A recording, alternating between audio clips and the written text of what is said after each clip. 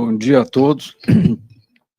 Esse eu acho que é o nono Grand Round desse ano já, e se tornou uma atividade já corriqueira e tradicional do nosso hospital.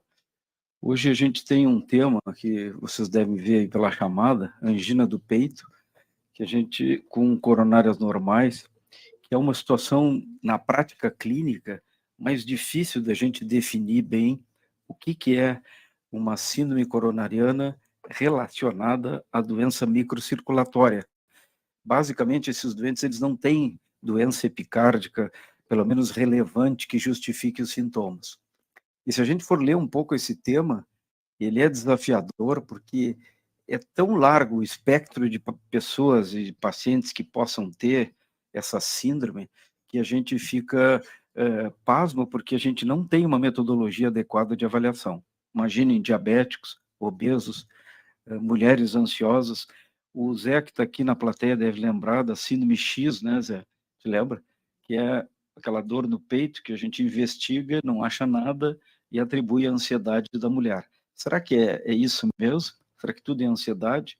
Será que tem conexões aí, como a gente vem falando, sobre coração e cérebro? Que perfil, que fenótipo é esse desses pacientes? E mais desafiador ainda, talvez seja o tratamento disso tudo, né? Mas nesse momento, a gente tem a oportunidade de discutir esse tema com um colega expert no assunto, que é o professor Al-Mallah, que ele é um professor de Houston, amigo do Gabriel, e que trabalha com medicina nuclear e trabalha com metodologia de diagnóstica para avaliação de fluxo de reserva coronariano, que a gente vai poder explicar isso um pouco melhor. Como nós temos hoje a transmissão online, nós temos muita gente que não é da área também assistindo. Então, nós vamos depois, Gabriel, e Carisi e Marco, tentar fazer assim, aproximar um pouco mais da prática clínica o conteúdo que o doutor Al-Mallah deve nos trazer. So it's a great pleasure to welcome to you here.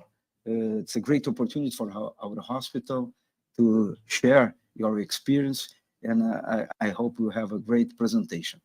Eu vou convidar o Dr. Gabriel, que é o padrinho desse Grand Round, para fazer as devidas apresentações do professor e também nos dar alguns exemplos de como é que ele imagina isso sendo incorporado à nossa prática. Gabriel.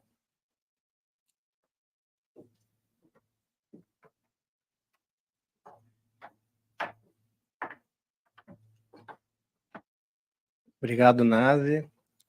Bom dia, boa tarde a todos. Em primeiro lugar, gostaria de agradecer a presença de todos, ao apoio do hospital, em especial à Superintendência Médica, ao Nazi, a Jussara, que sempre tem nos apoiado a fazer essas atividades que são um diferencial no nosso hospital, sem dúvida nenhuma, e também a parceria aí dos amigos da Carisi e do Marco. And a special thanks for you. That's a really great honor to have you here. You travel along, you had a long journey to be here, and it's really a pleasure, and we are very happy to have you here in this session. Então, o Nazi, ele me pediu para contextualizar só rapidamente o assunto e depois passar a palavra para o Dr. Mouaz. Na verdade, eu vou começar rapidamente com um caso, que são casos corriqueiros que quem faz clínica conhece muito melhor que eu, mas chega para nós depois, chega para mim, chega para o Paulo. É uma paciente de 34 anos que vai à emergência com uma dor atípica, dor que piorava, com inspiração profunda, enfim, com alguns fatores de risco, o dia a dia.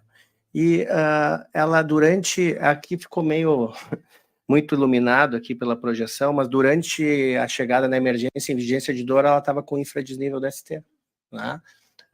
Em algumas derivações, e aí por ser jovem, mulher jovem, ela acabou fazendo uma angiotomografia na emergência. Essa angiotomografia era normal, com score de cálcio de 0, coronárias normais, mas a paciente tinha dor no peito e tinha alteração no eletro. Como ela tinha dor no peito, continuava com dor no peito e alterações no eletro, ela acabou fazendo uma cintilografia que mostrava, então, uma alteração isquêmica anteroseptal, né, predominantemente, não muito extensa, mas então ela tinha uma evidência, ela tinha sintoma, ela tinha uma evidência eletrocardiográfica e funcional. Ela acabou indo para um cateterismo. Esse cateterismo acabou mostrando que as coronárias não tinham lesões, né? E inclusive se fez um teste provocativo e foi negativo para espasmo coronariano. Então isso é uma situação clínica que não é infrequente de se ver, né?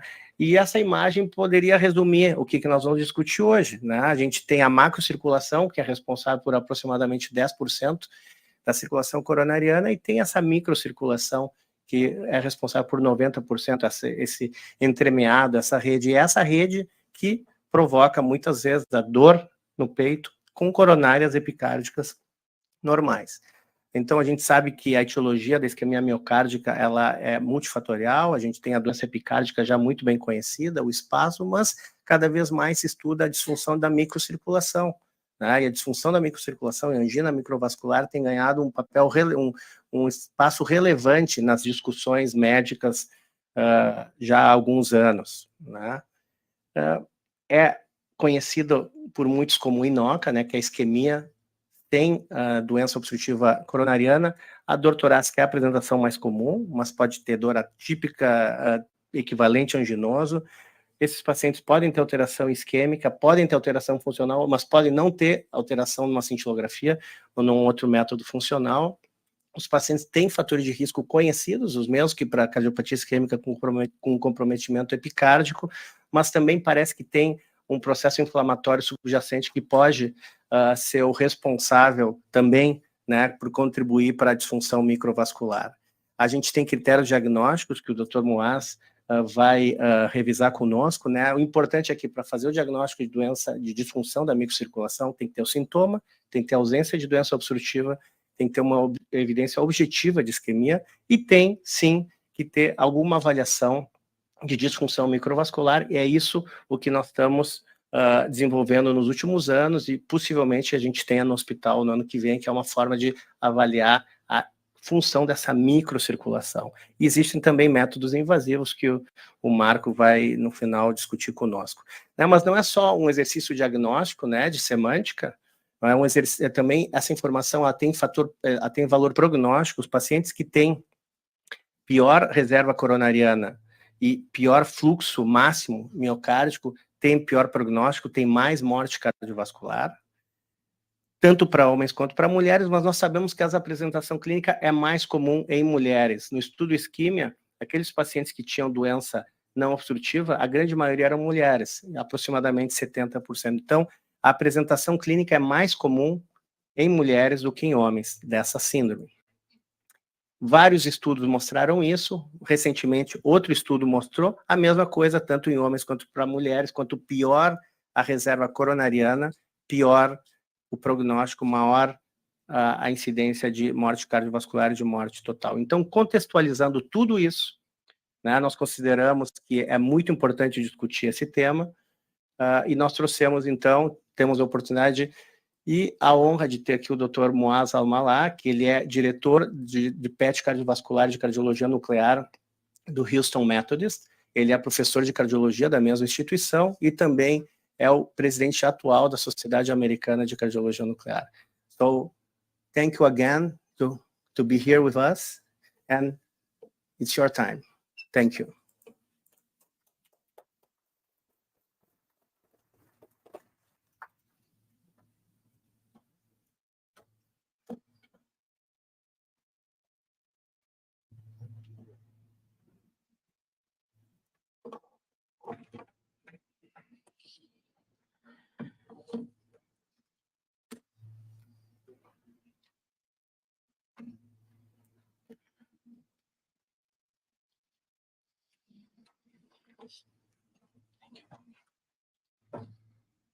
Right. Well, good afternoon, everyone, and thanks for having me here. And I'm very excited and pleased to be here. And I've had a quick tour with the hospital with Gabriel, and I'm very impressed with what you have. And I'll show you, hopefully, that you probably need to add a little bit more tools to Gabriel department so we can have better diagnosis of this entity. All right. So I was asked to talk about angina with normal coronary arteries, advances in the diagnosis. And there are a lot of activities going on in this field, and I think we can cover on that. But first, yesterday in the dinner, I was asked where am I coming from, and this is Houston for those of you who visited that. And let me see if you see the mouse. Okay, so the downtown of Houston is here, and this is another downtown, which is the medical center of where we live. So this is like a few miles from the medical center. Has a group of 8 hospitals, and they're now growing to 10, 3 medical schools, big university there.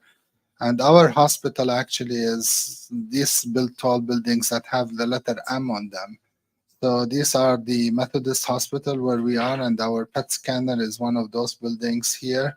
And these are some of the other neighboring hospitals. There are about 10,000 beds in just that complex there. And there are many of these hospitals are in the top hospitals in the US, including our hospital, Texas Heart, and Memorial Hermann. We have another connection to Brazil that our nuclear cardiology department was formed by Dr. Virani, who's from Brazil. And he is one of the first presidents of the American Society of Nuclear Cardiology. And actually, the most prestigious award in the society is named after him. All right, so let's move on to the topic of today, chest pain. I'm sure all of you have a lot of chest pain. Your ER is always full with patients with chest pain. Your clinics have people complaining of chest pain. And in the US, it's the same. We have a lot of patients who have chest pain, 6.5 million visits to the emergency room in the US of people just complaining of chest pain. And for many years, we focused on epicardial coronaries, and we use nuclear cardiology, for example, for that. We use now coronary CT to look for that. We often use coronary angiography, epicardial coronaries to look for that too, and focus on whether there is epicardial coronary disease. And if we find it, we fix it. We hope that the patient is going to improve. However, there are some patients that we don't find obstructive coronary disease, as you just heard from the 2 quick presentations before that. And this is mainly because some of the problems are not only in the epicardial coronaries, but they might lie in the microcirculation. And for many years, we've kind of ignored that and focused on that these patients are anxious, have some psychological issues. We put them on anxiolytics and others until now we have some tools that have been now around for like 10, 15 years and now are like available clinically and reimbursed in the US, which is using cardiac PET to specifically look at the myocardial blood flow reserve. So with cardiac PET, we're not only looking at the relative perfusion, but we also look at the absolute perfusion and measure myocardial blood flow. And this is a tool that we now utilize in our clinics for now, like at least in my department for 10 plus years, to calculate myocardial blood flow in every patient. We're not only relying just on the relative imaging that we saw. If we find it like the case that Gabriel presented, that's good, but not every patient will have a perfusion defect. So with PET, we gather all this information. And why PET? I mean, this is not the only application for cardiac PET, but it gives us much better image quality. You can see here with SPECT, some patients will have still some limited image quality with even with attenuation correction, while with PET, they get better image quality. This is one case from our lab. Look at the BMI, 62, and we got very diagnostic images. And in Texas, we have a lot of obese patients.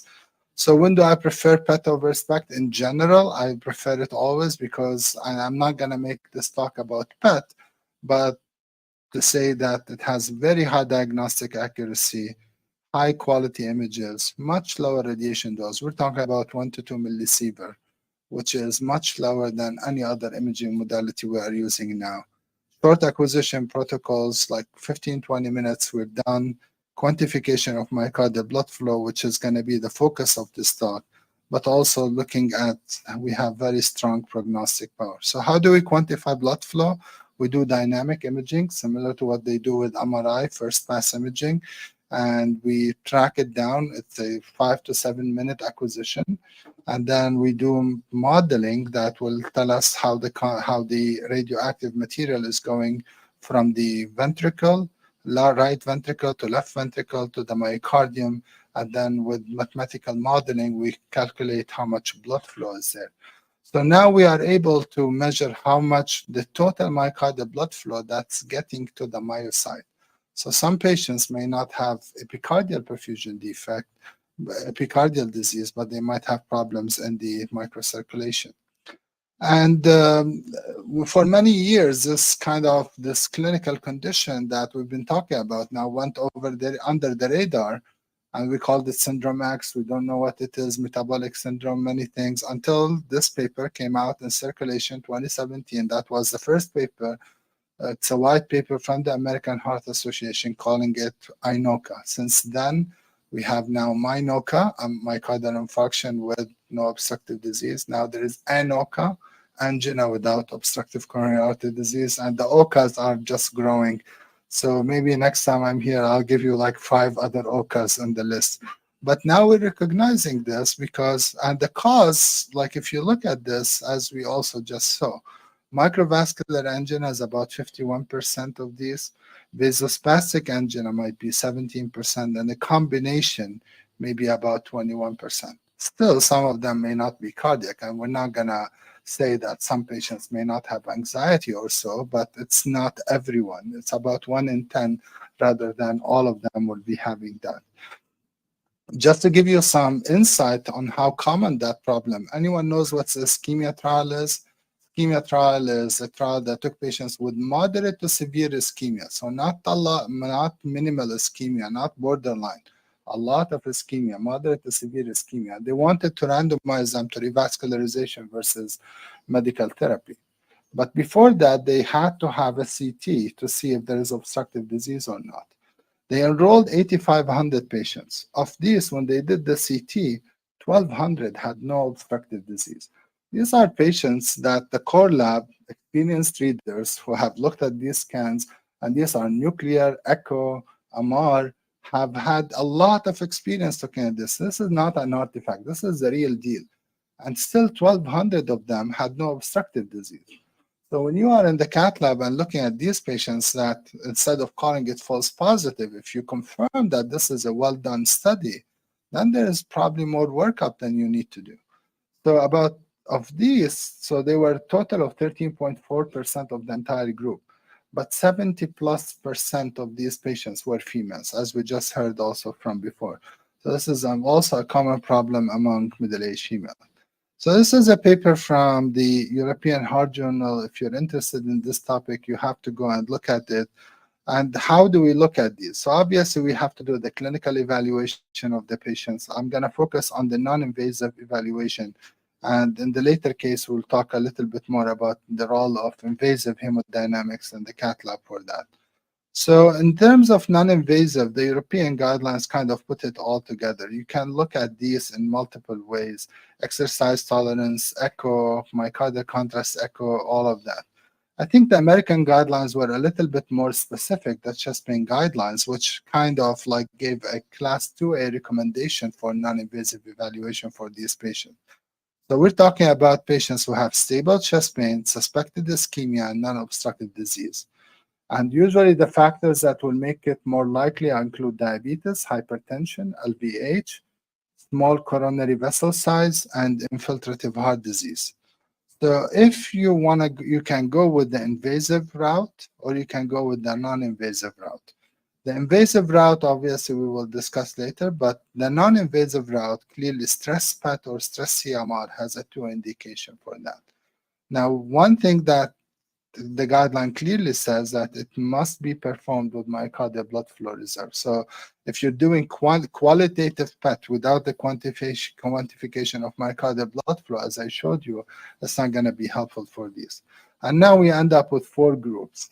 If the patient had no ischemia and normal MBFR, so it's a low risk. And then you have normal MBFR with ischemia. That's a diagnostic criteria for INOCA, no CMD. If it is reduced MBFR and ischemia, that's also a diagnostic criteria for CMD plus ischemia. And then finally, if there is reduced MBFR and no ischemia, that's also a diagnostic criteria. And this is like these patients we just saw from Gabriel also and many other studies that they are at higher risk for ischemia. So this is also the text in the guidelines that clearly says it's a class 2A to calculate myocardial blood flow in these patients and hopefully improve diagnostic accuracy. With the cath lab, they do other tools. So CFR or MBFR, the different terms that are being used, we're looking at both the epicardial vessel and the microvasculature. There are attempts to kind of separate them. So if you have the FFR and the epicardial vessel and IMR. So in the cath lab, they try to also calculate IMR either by modeling or measurement because this is the microvascular resistance, and it will give you some idea about these patients, whether it is purely in the microvasculature. I'm not going to go into details how they do it in the cath lab, but in the cath lab, you need to have the 3 measurements, and then you can classify them. And obviously, then you have to go and do the vasoreactivity test to see whether there is vasospasm or not. So the algorithm is going to be a little bit more time requiring in the cath lab, and I can tell you in the US we don't do it routinely, and unfortunately, even if so, now the approach for that is that we do cardiac PET, and if the PET is normal, or if there is, you assume that it could be spasm, and you could try medical therapy for these patients, because even in the hospital in the US, those centers that are not commonly doing all these invasive hemodynamics in the cath lab to calculate the CFR, the IMR, and the FFR. In terms of management, this is a common question that comes out. If we make that diagnosis, what are we going to do with it? And I think the bigger thing, and I hope I'll show you a case later on how we can approach that, but I think there are some, like managing the risk factors are going to be very important and very helpful, including high blood pressure control, dyslipidemia, and diabetes. And also some medications that have been helpful. I had like hit and miss with some patients in these. Some patients think this medication, ranolazine, is the best medication I've ever prescribed to them. And some of them told me that, like, you made my life worse. So it is very, like, I had variable response on these patients. If you're thinking more vasospastic angina, then calcium channel blockers, long-acting nitrates are going to be the mainstay for these. You already seen that this is a poor prognostic situation. I had a patient who had sudden cardiac death after we diagnosed him with vasospastic, with severe microvascular dysfunction. And you've seen this also, that it carries worse outcome long-term. This is data also from the Brigham, shows even in the absence of perfusion defects, the presence of low MFR carries worse outcome. This is data from our lab using the digital PET and less than 1 millisievert PET. And we can show that we also, those who have low MFR actually have worse outcome. And now the data for those who ask, like, where is the evidence for the MFR? The data is just growing. And this is a meta-analysis that we presented at ACC and now is in press, that shows in almost 30,000 patients, actually, a low MFR is predicting worse outcome in these patients. And there is no time to go over all these groups, but there are many groups where it shows that MFR is going to be very helpful. I can give a whole hour lecture about every single subgroup. We recently published on diabetes in European Heart Journal, cardiovascular imaging, metabolic syndrome, obesity, ischemic heart disease, HFpEF, non-ischemic cardiomyopathy, cardiac allograft vasculopathy, and different women and men. But the one that I just came out actually in the European Heart Journal, it's actually the one looking at COVID patients. We noticed actually in our study that those patients who had continued to have symptoms after COVID infection were more likely to have microvascular dysfunction and CMD.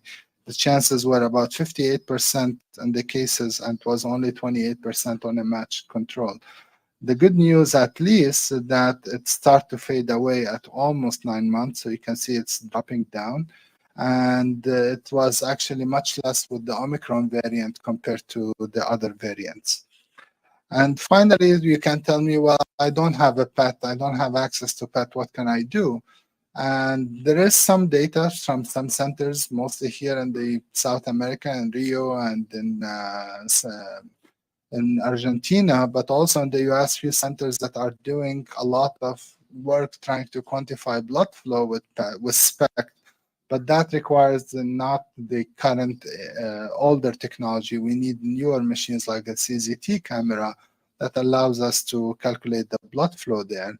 And this is, for example, a case that was done to me by Dr. Soman from Pittsburgh, where you can see that the normal perfusion, but you can see also the flow is actually very reassuring here, and the flow reserve is very good. And this patient still went for angiogram, and no obstructive disease was noted. So clearly, this is like something that could correlate and could work. The question is this ready for prime time? Dr. DeCarli from Brigham actually did a comparison between this and about 40 plus patients, and the reproducibility is pretty good. There is about 10% difference between PET and SPECT. So there is some, like, there are some limitations of the technology that you have here. PET is still going to be a better solution for assessing myocardial blood flow. But if you have that, it's better than nothing, at least, because it does provide you additional information to SPECT perfusion.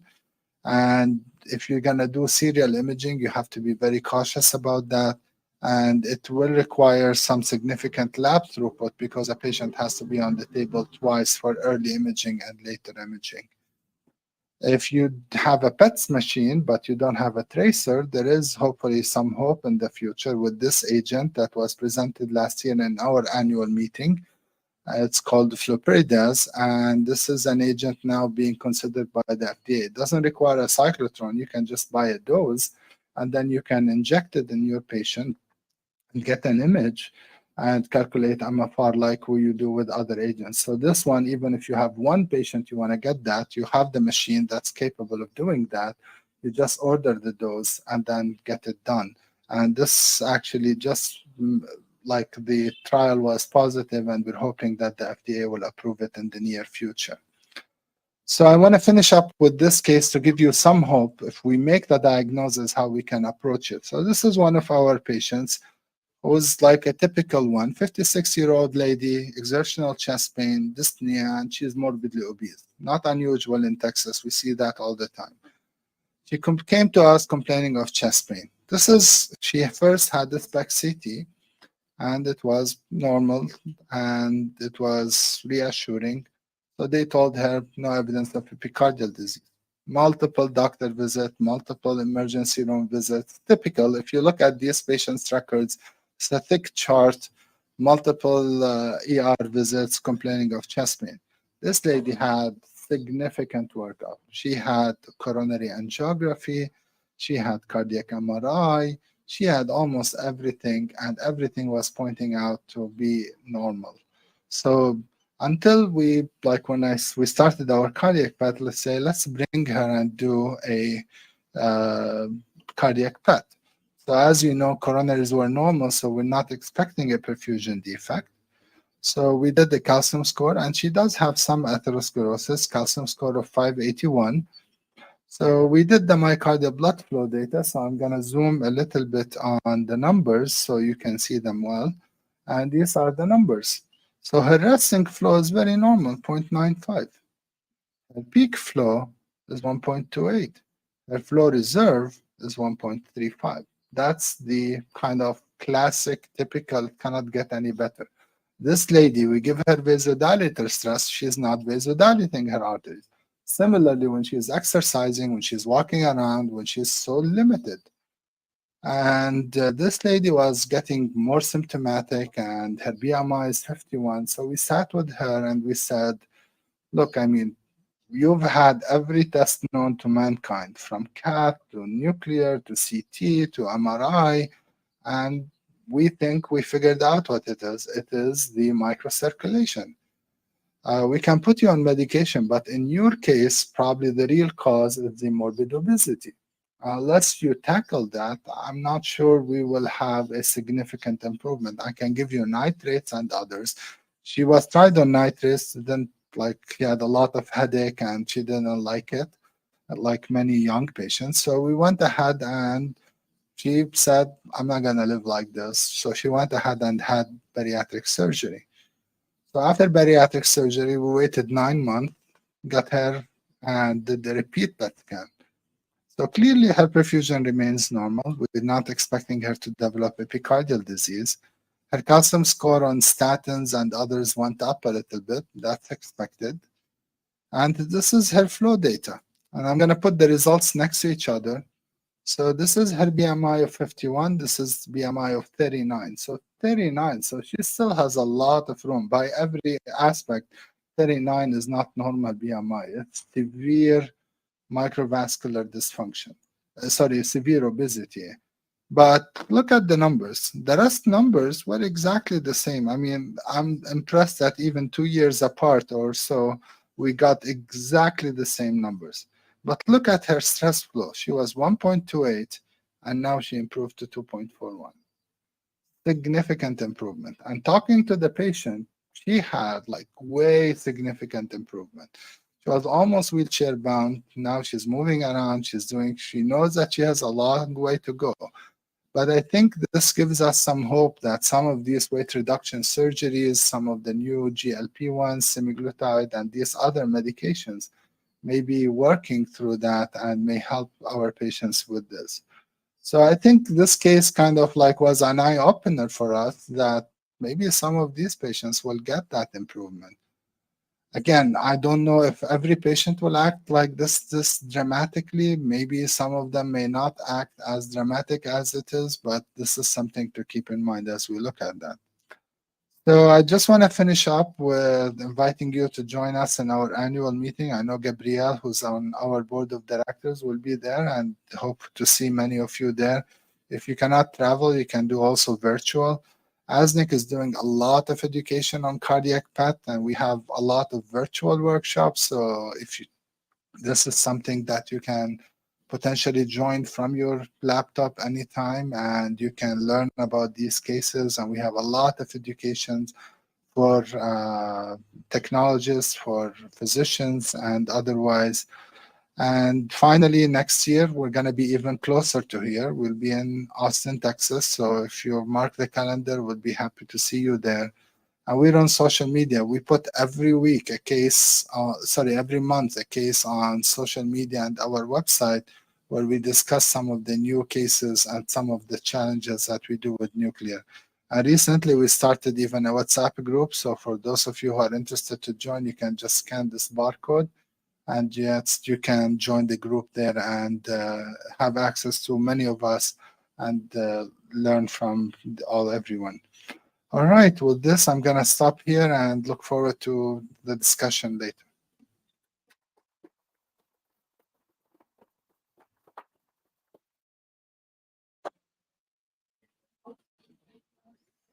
Thank you.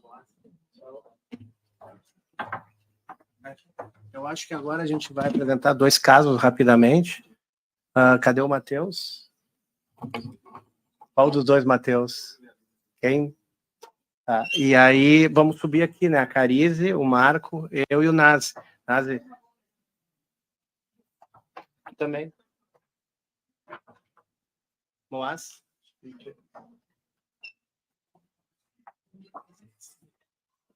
Eu acho que falta uma cadeira para nós. Eu vou pegar uma cadeira.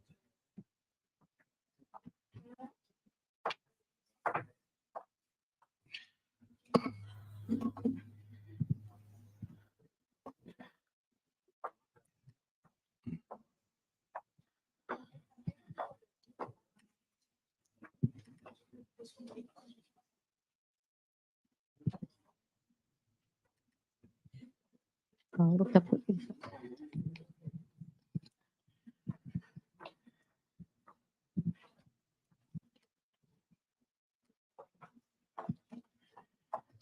Eu vou colocar na tela aqui. Só. Pode passar aqui nas mãos.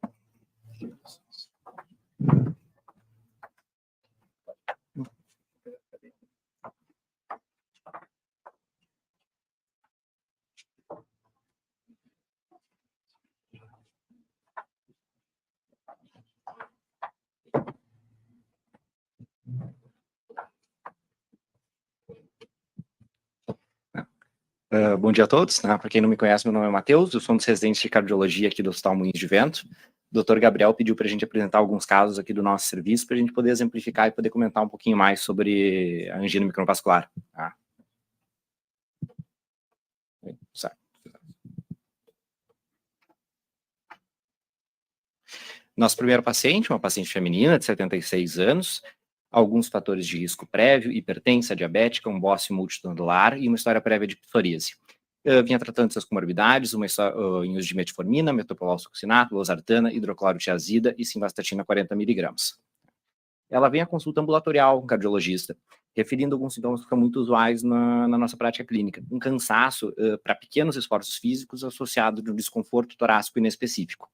Esses sintomas pioravam os esforços, quanto mais importante o esforço, pior os sintomas, e eles vinham se tornando mais importantes nas últimas semanas e nos últimos meses. Então, umas queixas muito comuns que a gente tem no nosso consultório. O nosso eletrocardiograma inicial, sem grandes alterações, nada que chame muito a atenção, inicialmente só alterações inespecíficas da repolarização ventricular. Obviamente, seguimos a investigação desse caso, um ecocardiograma, resumindo, nada que chame muito atenção, uma função ventricular normal, algumas alterações, insuficiência mitral, como uma insuficiência tricúspide mínima, uma leve esclerose valvar aórtica não obstrutiva, um ecocardiograma facilmente encontrado em uma paciente de 76 anos. E avaliamos com uma cintilografia com... Vamos discutindo. Claro. Vamos perguntar então para quem faz mais clínica, a Carisi e o Nazi aqui. Depois tu vai na sequência. Como é que vocês veem essa questão da angina microvascular no consultório? Tem aumentado? Mudou o fenótipo? Qual é a experiência de vocês?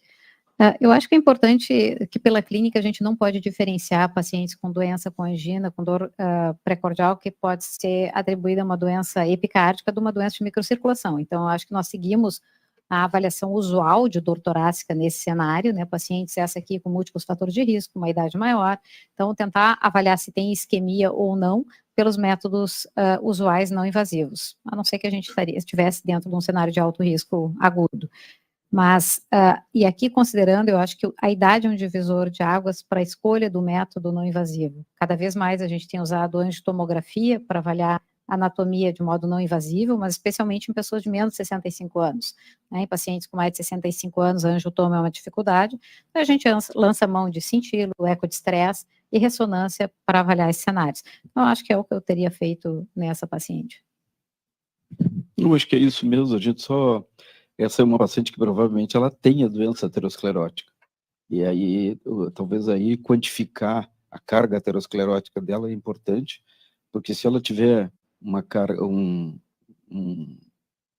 risco de doença aterosclerótica que possa ter mais de 50% de obstrução, tem mais chance de, na metodologia convencional, da gente fazer o diagnóstico.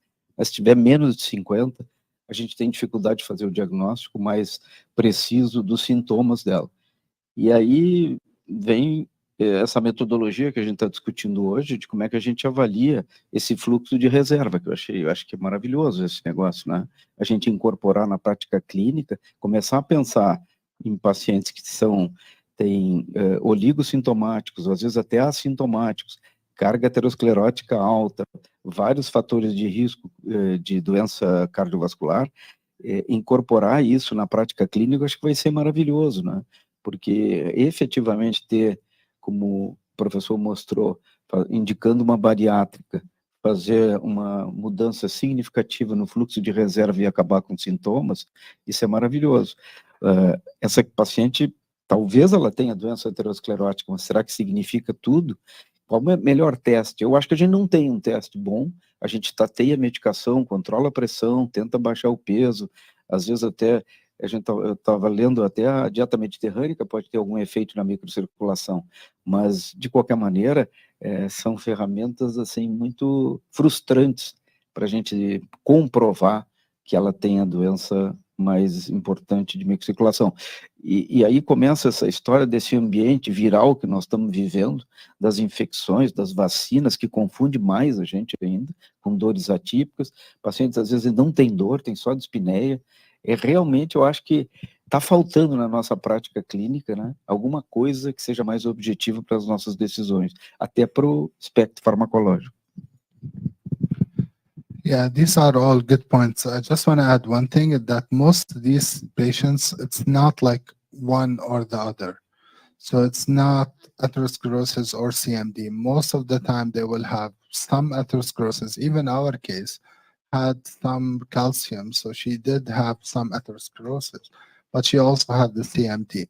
The problem that we rely on is that even among those who have atherosclerosis, sometimes we focus on the epicardial lesion by fixing it, hoping that we can do it and that will improve the symptoms. And many patients post-PCI, they do not have significant improvement and they continue to come. How many patients you've done PCI on and they tell you, I'm still having symptoms, or you did bypass surgery and they still have symptoms because we fixed the epicardial, but we didn't fix the microvascular. And we hope that some of the newer tools that we have available to us and some of the newer medications will play a role in this important disease. Bom, duas coisinhas. Primeiro, em relação à investigação, embora eu não faça mais clínica, Gabriel, portanto, assim, seja só um encanador, talvez, mas tudo bem. Mas é mais ou menos isso mesmo. A questão só que essa doença, ela, por definição, ela precisaria, aquele método tradicional de investigação não invasiva, ela nem sempre é suficiente, porque tem que provar que tem isquemia, não adianta só fazer uma angiotomo com coronárias normais, senão não vai ser inoca, pode ser até anoca, mas inoca não vai ser. Então, puxando para o teu lado aqui, a cintilografia, muitas vezes, mesmo com a tomografia, como vocês fizeram naquele caso, a tomografia de coronárias normais vai precisar ter, ou um CAT de coronárias, vai ter que ter alguma evidência de isquemia, antes de provar que tem a CMD.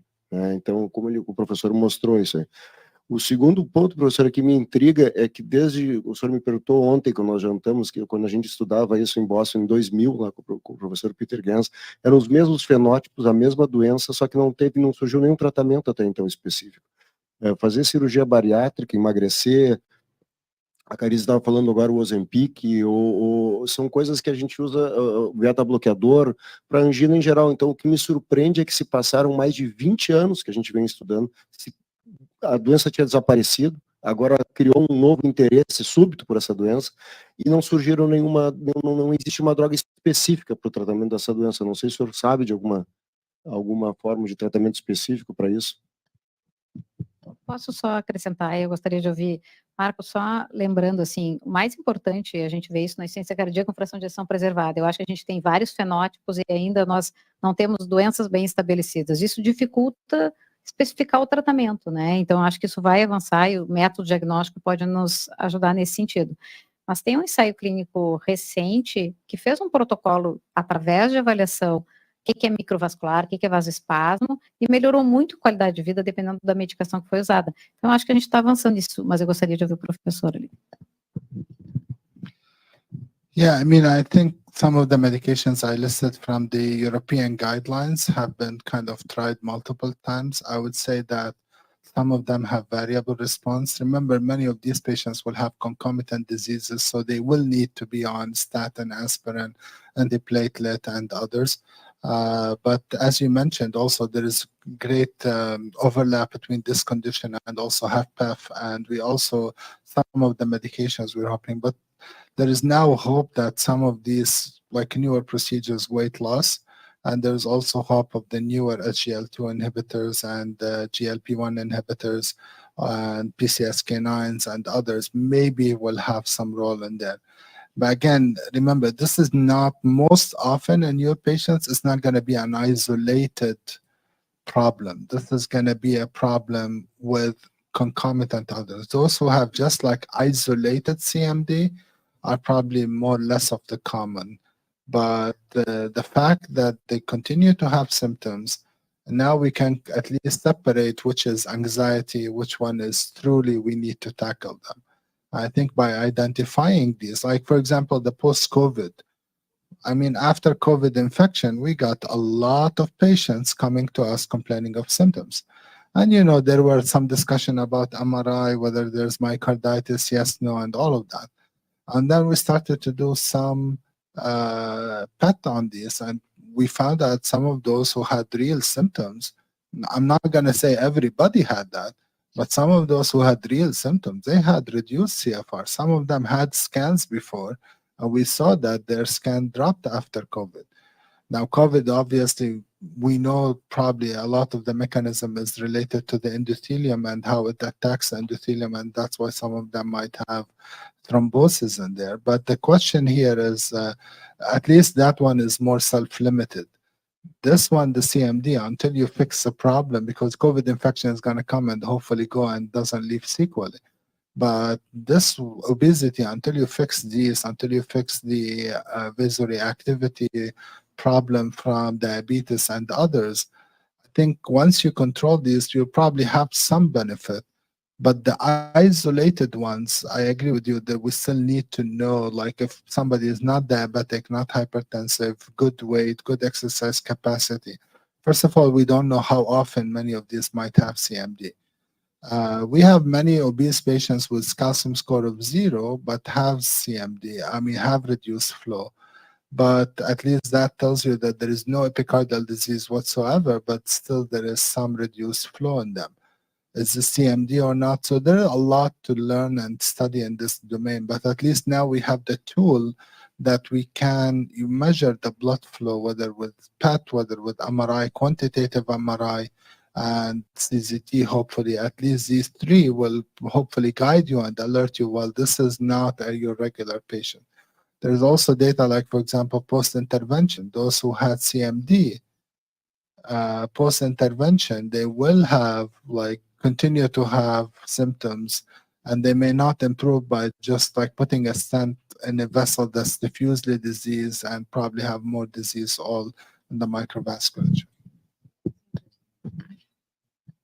Bom, eu acho que está bem discutido, vamos seguir então. Eu acho que é importante, tem uma outra coisa, esse paciente é psoríase, e doenças inflamatórias também são uma causa cada vez mais reconhecida como disfunção microvascular. E o importante é isso, a gente hoje tem ferramentas para fazer o diagnóstico. Toca aí então, Matheus, para dar tempo. A avaliação do paciente prosseguiu com a avaliação com cintilografia com esforço físico. Ela tem uma fase inicial com teste ergométrico. Apesar da paciente não ter tido nenhuma alteração eletrocardiográfica, ela fez um teste de curta duração, 4,4 minutos no protocolo de Bruce. Para quem não está bem habituado, é uma fase de caminhada um pouquinho mais rápida, né? E a paciente teve o teste interrompido precocemente por um quadro de dor típica e um cansaço extremo, interrogado um equivalente anginoso nessa paciente, mesmo com uma carga baixa de exercício.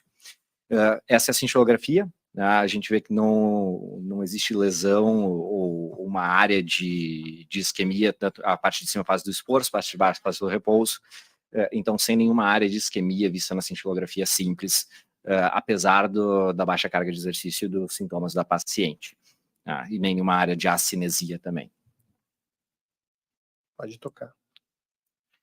A paciente foi encaminhada para o cateterismo cardíaco para fazer uma avaliação complementar, a gente poder fazer o diagnóstico diferencial desse quadro, e a gente tem as imagens das nossas coronárias, a imagem descendente anterior à direita, sem nenhuma lesão, e a nossa coronária circunflexa. Eu não botei a coronária direita, mas pode confiar em mim que ela estava normal também, né? Então a paciente com uma dor anginosa, sem a isquemia no exame da cintilografia e coronárias normais ao cateterismo, né? Segura então um pouquinho, porque então a gente discutiu bastante a avaliação não invasiva, né, com todas as ferramentas, mas esse paciente então se encaixa bem no que a gente está discutindo aqui. Ele acabou fazendo uma avaliação invasiva da reserva coronária da microcirculação. Eu queria que o Marco, então, à medida que tu fosse passando os slides, ele discutisse um pouco isso. A gente não avaliou a reserva de fluxo, né? Infelizmente esse software o professor conhece também, ele ajudou a validar, ontem nos contou, né, que ele participou da validação do software. É um software de inteligência artificial que avalia, existem 2 parâmetros para avaliação de doença da microcirculação. O mais usado e mais estudado é a reserva de fluxo, que é o que ele mostrou, chamado de CFR, que é normal acima de 2 e anormal abaixo de 2. O outro parâmetro que tem algumas restrições, a gente não tem tempo de explicar muito hoje o que é o cada um, mas o outro parâmetro é o índice de resistência da microcirculação, índice de resistência miocárdica, desculpe, o IMR, que esse é um software que, então, por inteligência artificial, sem que exista necessidade de manipulação do vaso com o fio guia, ele calcula não só se existe doença epicárdica, então isso é o QFR, que é muito parecido com o FFR, que a gente usa como ponto de corte de 0,8, e aqui está francamente normal, 0,93, mostrando que não existe, então, doença epicárdica, certo? E depois ele calcula sem necessidade de adenosina, então tem duas diferenças do IMR clássico. Primeiro, que não existe manipulação da coronária, não existe uso de fio guia para ver diferença de fluxo. E segundo, que não usa adenosina, que classicamente usaria. E usa o mesmo ponto de corte, acima de 25 é anormal. E nesse caso deu IMR 47. Então é uma pessoa que, por esse parâmetro, teria doença de microcirculação, teria CMD. Certo, professor?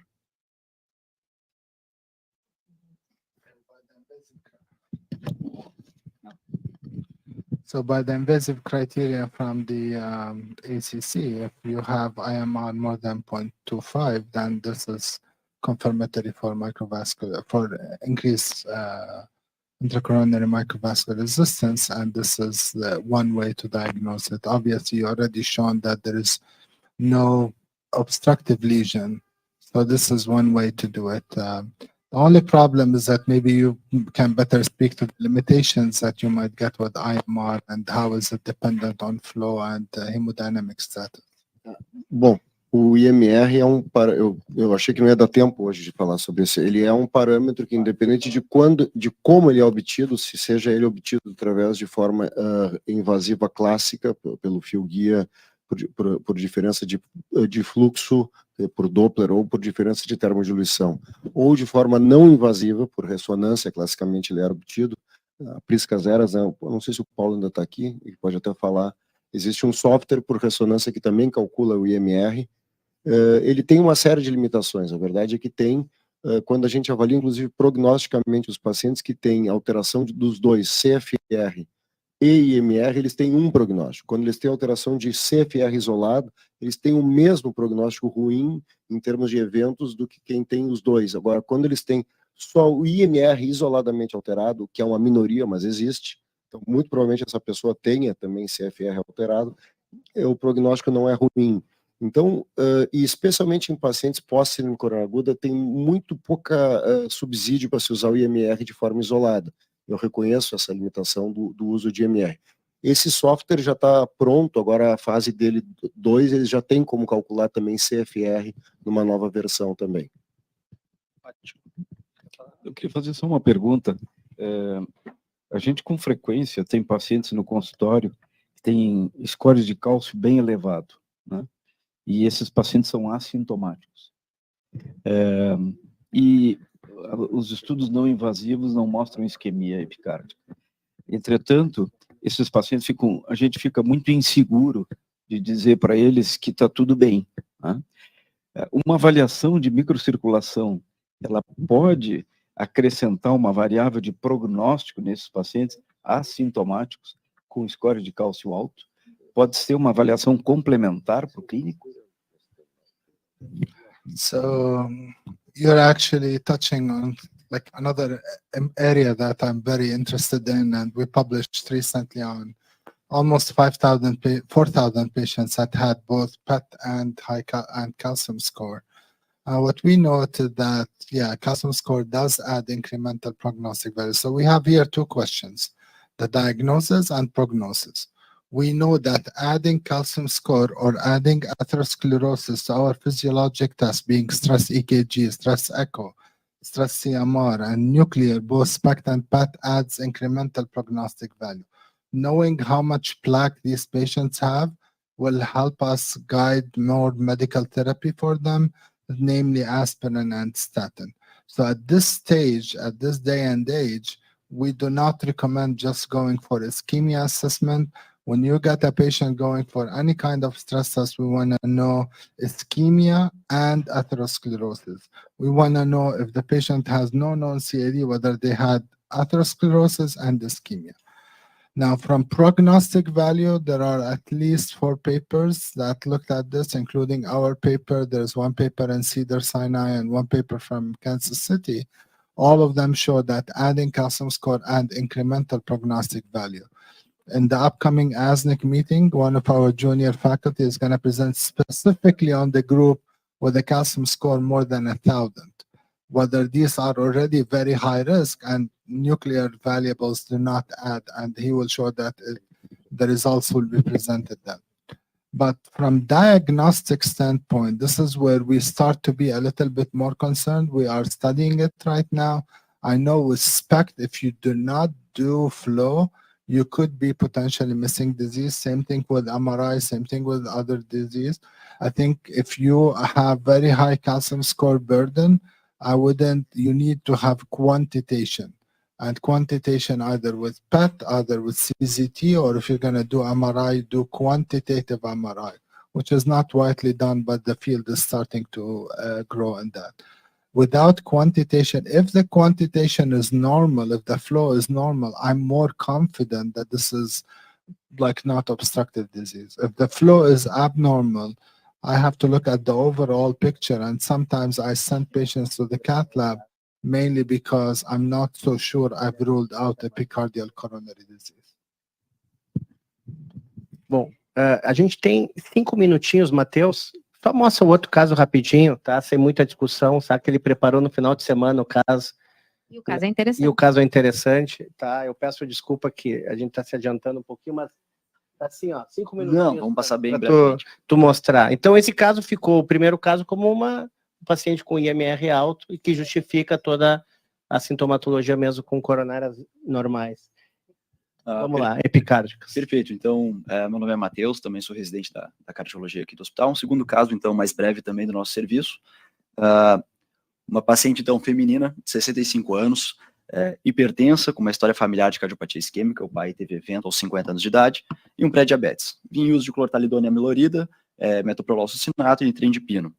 Ela vem em consulta, então, ambulatorial, com uma queixa de dor torácica, uma dor que há 30 dias, mais ou menos, retroesternal, uma intensidade moderada, sem relações com esforços, vinha em repouso e com duração de alguns minutos. Então, aquela dor que nos deixa um pouco de dúvida, né? Não nos bate martelo, mas fica uma pulga atrás da orelha. O paciente tinha um risco cardiovascular aí pelo HART 5%, pelo SFD 6,6, então, baixo para moderado risco. Foi procedido um eletrocardiograma, sem grandes alterações, um ritmo sinusal, algumas alterações inespecíficas da repolarização, nada que nos chame muito a atenção. Então, para complementar a investigação, foi solicitada uma cintilografia com estresse físico para avaliação. Em relação ao estresse físico, foi uma paciente que foi muito bem ali no teste no protocolo de Bruce, fez 11,3 METs, ali eu sublinhei, chegou a uma frequência cardíaca de 88% da prevista, e o teste foi interrompido com quase 11 minutos aí. Porém, achado sugestivo por fadiga. Achados sugestivos de isquemia miocárdica no teste, com uma depressão no ponto J de 2 milímetros, com ascendente lento, e uma depressão horizontal do segmento ST de 1 milímetro. As imagens da cintilografia, então, mostrando principalmente aqui deixa eu ver se eu consigo com o mouse, um defeito de perfusão aqui na parede inferior, mais infero-apical até, e não tinha nenhum déficit segmentar, assim, com uma fração de ejeção em torno de 70%. Então, o laudo da cintilografia, uma isquemia em parede septal, e isquemia leve a moderada em parede inferior, que era o mais visível ali. Depois da cintilografia, antes mesmo do retorno ambulatorial, ela começou a ter intensificação dos episódios anginosos. Foi admitida na emergência, onde foi feito o eletrocardiograma seriados, sem alterações, e a troponina menor que 5 em mais de uma série. De qualquer forma, foi internada para investigação e o manejo, sendo solicitado cateterismo cardíaco. No cateterismo cardíaco aqui no sistema esquerdo, a gente vê que não há lesões obstrutivas. Aqui uma visão melhor do tronco, também sem lesões obstrutivas, e da coronária direita. Então, apesar da isquemia na cintilografia, um cateterismo sem lesões. E esse é o caso, na verdade, não foi feito nenhum método a mais. Obrigado. Então, vamos encerrar com o comentário do professor Mouaz sobre isso que é o dia a dia que a gente acabou de discutir aqui, mais um caso com sintoma, evidência objetiva de isquemia e coronárias normais. É o que a gente discutiu aqui nessa última hora. So this is exactly the one that were sent for the ischemia trial. I mean, these are patients who had good amount of ischemia, good exercise capacity, but yeah, she had ST depressions, continued to have symptoms, and no epicardial disease. Why it is in the RCA more than the other territories, I don't have explanation. Sometimes I think that CMD may be also regional, and without doing blood flow, you're not going to be able to quantify it. So whether you apply your software and calculate the IMR there, and try to see if the IMR in the RCA is higher than the IMR in the LAD and CIRC, that might be one. But also, if I had quantitative blood flow, then that will help me, because now I know. So it could be a spasm, obviously. That's one other thing that we haven't ruled out. Although with vasodilator stress, it's usually less likely. With exercise, she exercised, so we have to rule that out. But I think it is very impressive that she has this amount of ischemia, documented clear ischemia, but no evidence of epicardial disease. And for many times, these were sent, oh, this is false positive physiologic tests, and these patients kept on suffering, and then we called them syndrome X. So this is now, we are recognizing that this is not only the epicardial disease. I think this patient, we need to look at her risk factors. I know you mentioned she's 65, she's pre-diabetic, and others, whether putting her on some of the newer medications like Ozempic and others, whether they might do something or help her symptoms, nitrates, calcium channel blockers. Definitely, I would put her on aspirin and statin because of we have to look for subclinical atherosclerosis, but I think she may have some in the epicardial vessels. But yeah, controlling her risk factors, other than that, we don't have directed therapies for her, but she has enough risk factors that we hope that by treating them might improve her symptoms. Thank you very much. Muito obrigada. Obrigada, o Gabriel aqui é o mentor dessa sessão. Nós estamos na cardio, mas ele é um entusiasta também de tentar identificar o que a gente chamava falso positivo, mas hoje a gente está vendo um novo diagnóstico e que não é tão infrequente assim. Pela estimativa do isquímia, nos daria quase 20-25% das pessoas naquele espectro. Então, acho que valorizar os sintomas e tentar cada vez mais olhar métodos alternativos e tratamento para esses pacientes, né? Agradecer a todos aqui, Nazi, Marco, Gabriel, os nossos Mateus, pode ser outros Mateus para participar do serviço, tá? E um bom dia, boa tarde a todos.